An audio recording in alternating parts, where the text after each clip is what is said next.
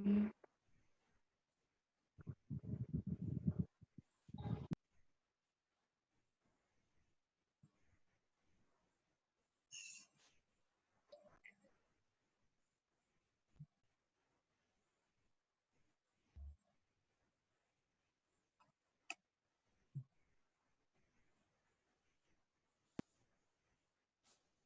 ada suara?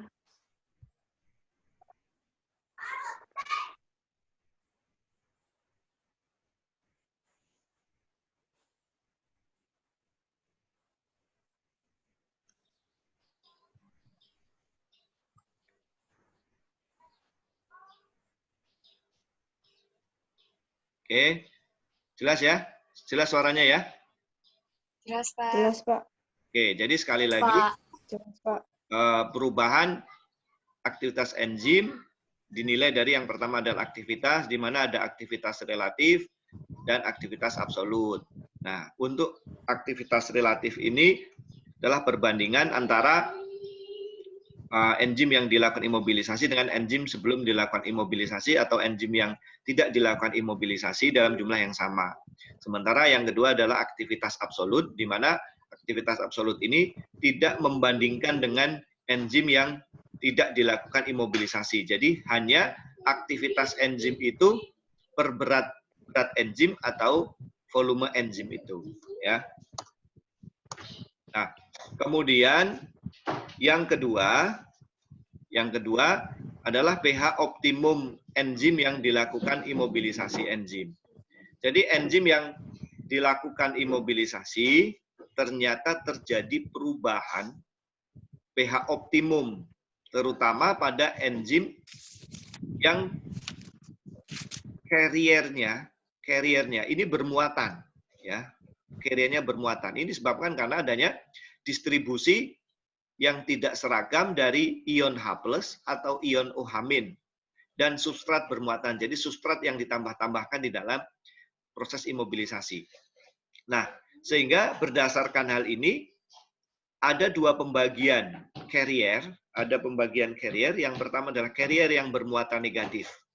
Bermuatan negatif ini artinya carrier ini mengandung OH-. OH- tadi kan bermuatan negatif ya. Sehingga setelah dilakukan imobilisasi, aktivitas enzim secara optimum akan bergeser pada pH yang bersifat basah. Ya. Kenapa dia bersifat basah? Karena dia muatannya negatif. Sementara asam dan basa itu sangat tergantung dengan konsentrasi senyawa OH-nya. Nah, asam basa sangat tergantung konsentrasi OH-. Sehingga kalau bermuatan negatif, artinya konsentrasi OH-nya di dalam sistem imobilisasi jumlahnya akan tinggi, ya, sehingga bermuatan negatif. Nah, carrier apa saja yang bermuatan negatif? Carrier apa saja yang bermuatan negatif? Yang pertama adalah CMC. Jadi kalau kita menggunakan solid supportnya CMC, maka tentu pH optimum dari enzim imobilisasi tadi, dia akan bergeser ke basa.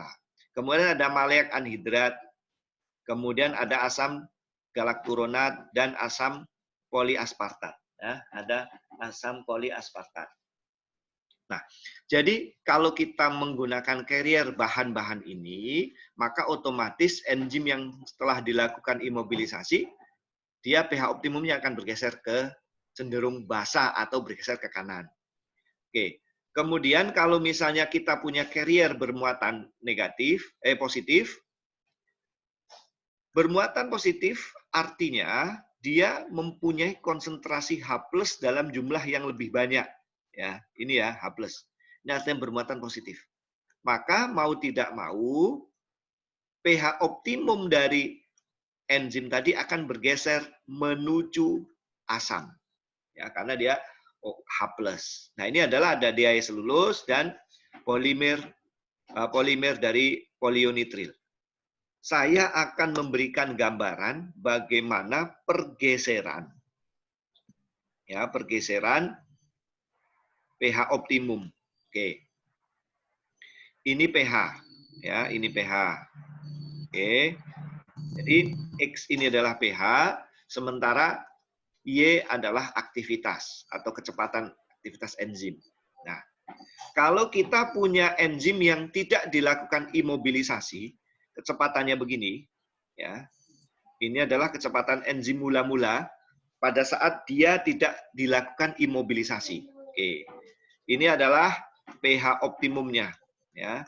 pH optimumnya. Saya tulis sebagai A. Oke. Oke. Pada saat kita lakukan imobilisasi dengan menggunakan carrier yang bermuatan negatif, ya. Jadi carriernya bermuatan negatif. Artinya carrier ini mengandung jumlah konsentrasi OH- dalam jumlah yang banyak. Oke. Maka pH optimum dari enzim imobilisasi ini akan cenderung ke basa karena OH- ya. Maka dia akan menjadi basa karena di sini ini asam, kemudian di sini basa. Ya.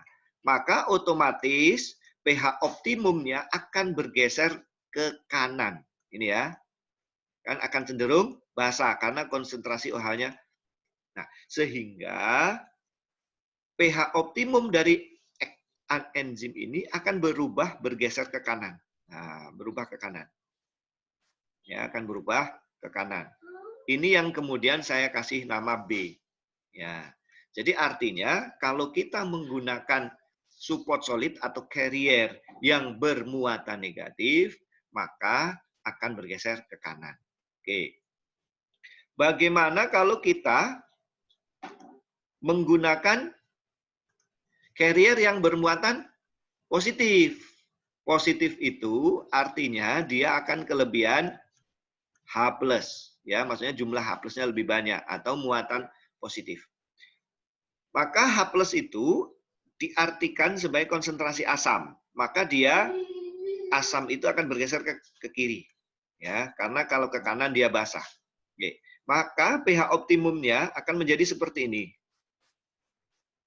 Nah, pH optimumnya seperti ini. Nah, oke. Nah, ya, jadi artinya pH optimumnya akan bergeser ke kiri atau akan cenderung asam. Ya, ini yang disebut dengan C. Ya.